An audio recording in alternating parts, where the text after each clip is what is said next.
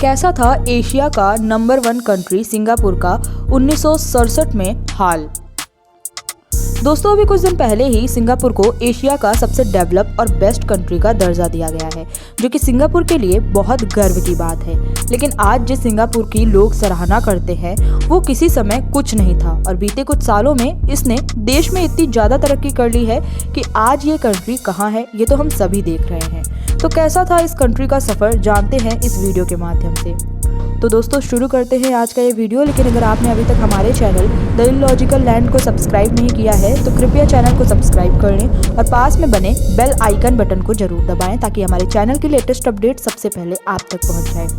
दोस्तों, सिंगापुर का नाम संस्कृत भाषा में लिया गया है जिसका अर्थ शेरों का देश और तो और आज के समय में जब भी एशिया की सबसे डेवलप और रिचेस्ट कंट्री का चुनाव होता है तो सिंगापुर को लिस्ट में जरूर रखा जाता है। यही नहीं, सिंगापुर का नाम 4 एशियन टाइगर में भी रखा जाता है, मतलब एशिया के 4 ऐसे देश जो हाईली डेवलप हैं। और वर्तमान समय में सिंगापुर एशिया की one of the best country है।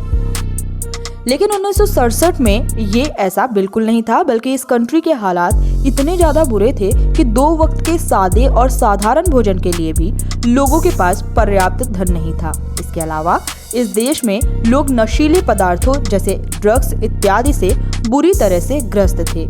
यही नहीं दोस्तों, सिंगापुर एक ऐसा देश था जिसमें अन्य कई देशों ने भूतकाल में शासन किया था। फॉर एग्जाम्पल, सिंगापुर पर डच शासकों ने अपना कब्जा जमाया था, पुर्तगीज भी इस पर कब्जा किए थे।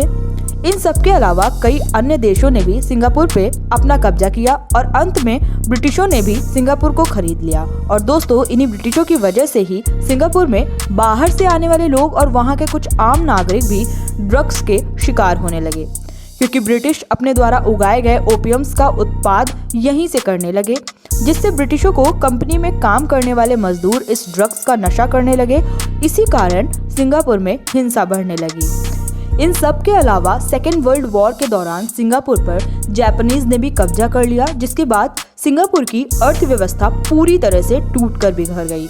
अब यहाँ अनगिनत लोग ड्रग्स एक्टिविस्ट रहने लगे, हिंसा बढ़ गई और आम नागरिकों के लिए एक वक्त के भोजन पर लाले पड़ गए।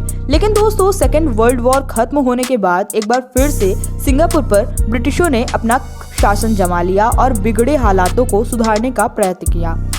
सिंगापुर पर कई सालों तक इन ब्रिटिशों का ही कब्जा रहा। लेकिन 1959 में सिंगापुर में इलेक्शन करवाया जाता है और इस इलेक्शन को जीतते हैं ली क्वान यू और यही सिंगापुर के पहले पीएम थे। इलेक्शन जीतने के बाद इन्होंने सिंगापुर को मलेशिया से मिला दिया, क्योंकि इनका मानना था कि सिंगापुर एक अकेला कंट्री के रूप में जल्दी से डेवलप नहीं हो पाएगा। लेकिन इनकी ये बात मलेशियन शासक को अच्छी नहीं लगी।